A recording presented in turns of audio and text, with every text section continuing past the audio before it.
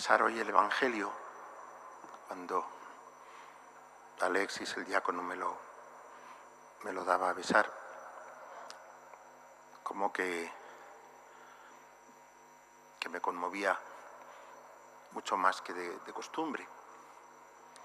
Y me conmovía porque la fiesta de la Inmaculada hace muy presente el anuncio bueno que es el Evangelio. Nos recuerda el acontecimiento central de la historia, el acontecimiento para el que hemos sido creados, porque el primer Adán, la creación de Dios y la creación del hombre, tenía por objeto el unirnos, el hacernos partícipes de su vida divina, el que pudiéramos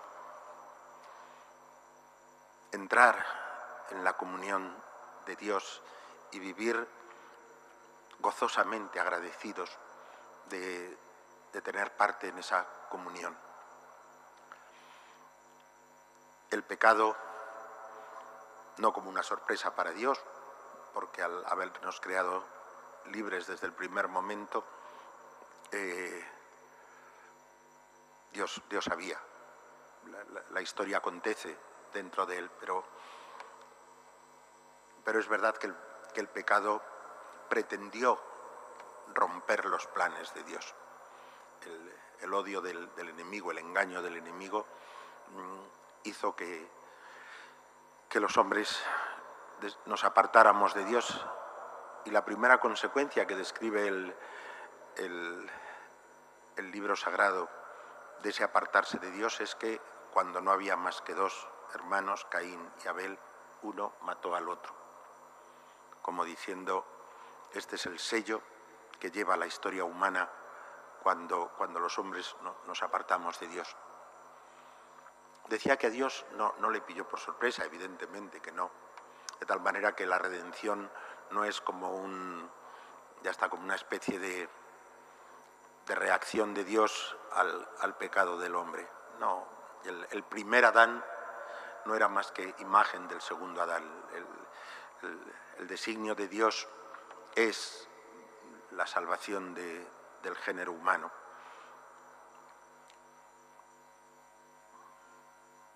No envió Dios a su Hijo al mundo para condenar al mundo, sino para que el mundo se salve por él.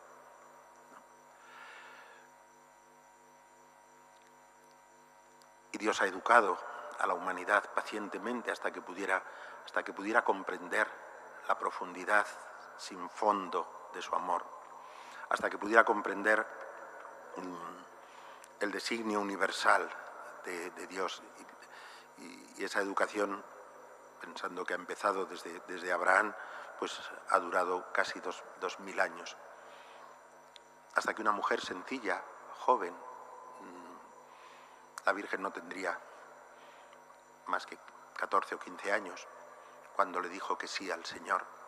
Un sí tan sin fisuras que el Hijo de Dios pudo venir a compartir nuestra condición humana y arrancarnos del poder del pecado también pacientemente, también para llevarnos a nuestro destino. Y para que el Hijo de Dios, hoy las ciencias humanas nos hacen mucho más conscientes de las herencias que llevamos, ¿no?, cuando nacemos. Y así, para que el Hijo de Dios pudiese ser plenamente hombre, semejante en todo a nosotros, menos en el pecado, quiso el Señor adelantar nuestro destino común como humanidad en la figura de la Virgen, para que la humanidad que el Hijo de Dios recibiese de las entrañas de la Virgen fuese esa humanidad limpia, pura, sin pecado. Pero desde el principio del mundo, desde antes del principio del mundo, desde toda la eternidad, el designio de Dios es que nosotros participemos de su vida divina. Y nosotros tenemos la gracia de Dios inmensa, el privilegio nunca merecido de saber, de haber nacido en un tiempo y de haber conocido el amor de Dios, lo que diremos la noche, ha aparecido la gracia de Dios y su amor al hombre. Cantaremos la noche de Navidad, ¿no?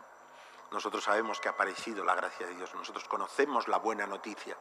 Un hijo nos ha nacido, se nos ha dado, y nosotros sabemos que nuestro destino es la vida eterna. Y sin embargo, la historia se hace a veces tan pesada.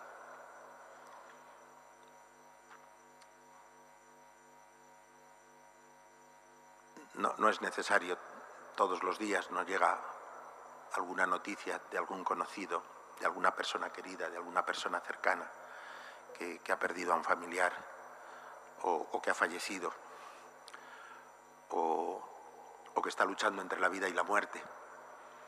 Y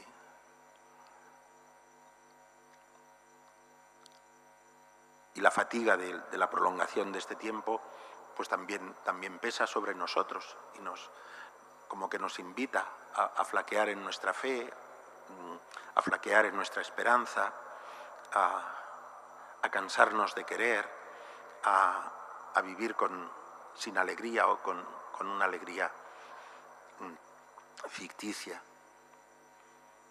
Dios mío, nunca más que ahora tenemos necesidad de saber que nuestro destino no es la muerte. Nunca más que ahora tenemos necesidad de recordar que hemos sido creados para Dios y que nuestro destino es la vida en Dios.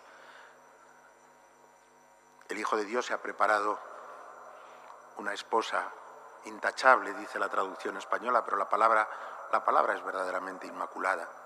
Inmaculada no por nuestros méritos, y eso es lo que olvidamos muchas veces en esta fiesta, no porque nosotros seamos capaces de hacernos a nosotros mismos santos, de hacernos a nosotros mismos cristianos, de hacernos a nosotros mismos inmaculados, intachables,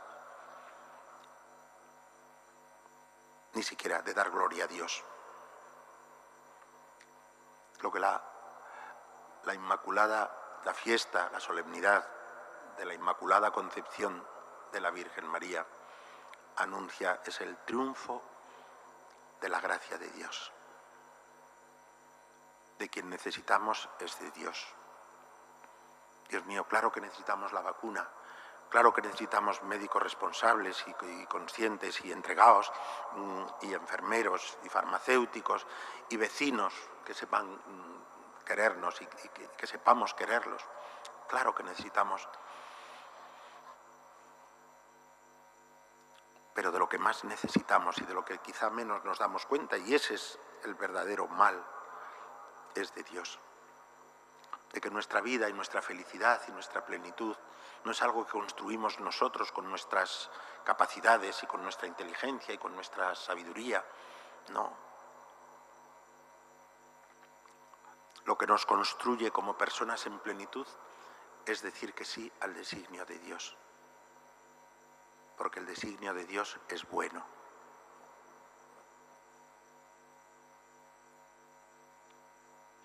Porque Dios, que es nuestro Padre, no nos va a dar nunca una piedra cuando le pedimos pan.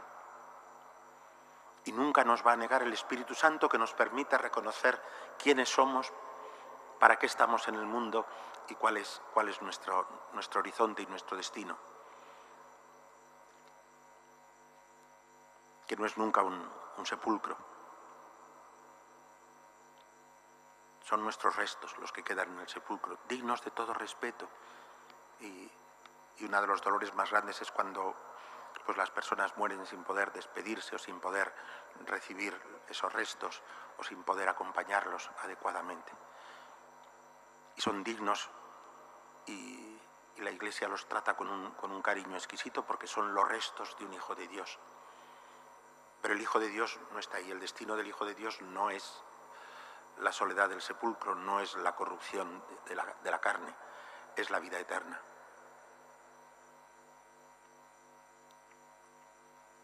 Nunca más que en estas circunstancias tenemos necesidad de anunciar que ese destino nuestro es la vida eterna. Y que la muerte no rompe el cuerpo de Cristo. nos separa momentáneamente, pero no rompe la comunión de los santos, no rompe la unión que el Señor en la cruz ha hecho con todos nosotros y con cada uno de nosotros. Esa unión que no es imaginable, que apenas expresa la Eucaristía y la expresa de la manera más plena que nos es posible a nosotros concebir, porque la expresa como alimento que se une a nosotros y que se hace parte de nosotros. Solo que cuando el Señor se hace parte de nosotros, somos nosotros los que somos hechos parte de Él, ¿no? Ese es nuestro destino. Y ese destino, Señor, tú has querido anticiparlo en la figura de la Virgen, nuestra Madre, a la que no libraste de la cruz, de una muerte tan dolorosa como la de tu Hijo,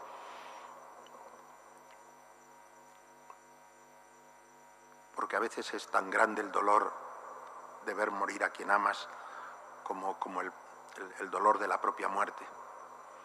El dolor más grande que yo he conocido en mi experiencia humana es el dolor de ciertas madres. El dolor de unas madres, y no tanto por la muerte de su hijo o de sus hijos, cuanto por la perdición o el extravío de sus hijos, que es un dolor para quien ha conocido al Señor mucho más fuerte que el de la muerte. Hoy te damos gracias, Señor. Durante siglos nos hemos ido haciendo la idea de que nosotros podíamos hacer un mundo feliz. Y lo digo con ironía porque hago alusión al título de la novela de Huxley, Un mundo feliz, Dios mío. Pero nos lo hemos creído que nosotros podíamos controlar la historia, De repente aparece... Pero nuestro enemigo, lo repito, nuestro enemigo no es, lo repito con otras palabras, nuestro enemigo no es el virus. Nuestro enemigo es la falta de fe. Nuestro enemigo es la conciencia que se ha sembrado en nuestra cultura de que Dios no está. De que Dios es algo ajeno a nuestra historia. Dios mío, Dios está en el tanatorio.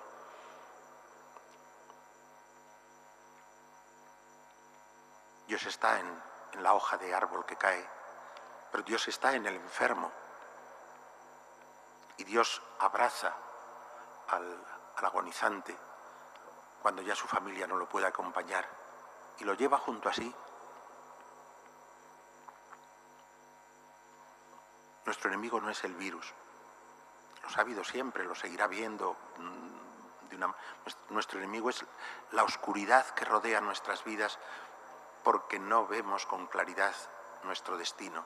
Ese destino que se alumbra, esa humanidad nueva y bella, infinitamente bella, que se ha alumbrado en la Virgen María y a la que todos estamos llamados, nosotros que somos pecadores, que participamos del destino de los hijos de Adán, pero que estamos llamados a participar del triunfo de Cristo como ella. A mí siempre me llamaba la atención, y he asistido muchos años a vigilias de la Inmaculada,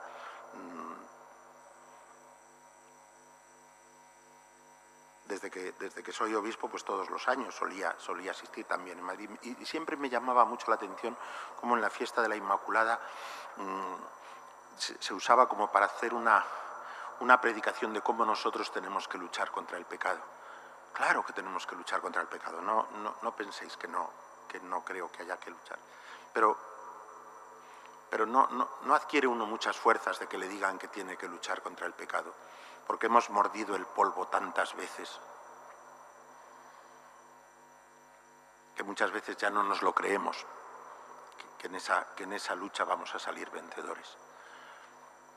La fiesta de la Inmaculada no es una exhortación para que nosotros luchemos contra el pecado, es una exhortación a que creamos en la gracia de Dios, a que creamos en el triunfo de Dios, a que creamos en el poder infinito del amor de Dios, que es capaz de transformar nuestro corazón y hacer que las obras de este árbol, que no produciría más que agrazones, pues sean frutos dulces, y que sus flores sean bellas y que nuestra humanidad florezca y triunfe y no se seque,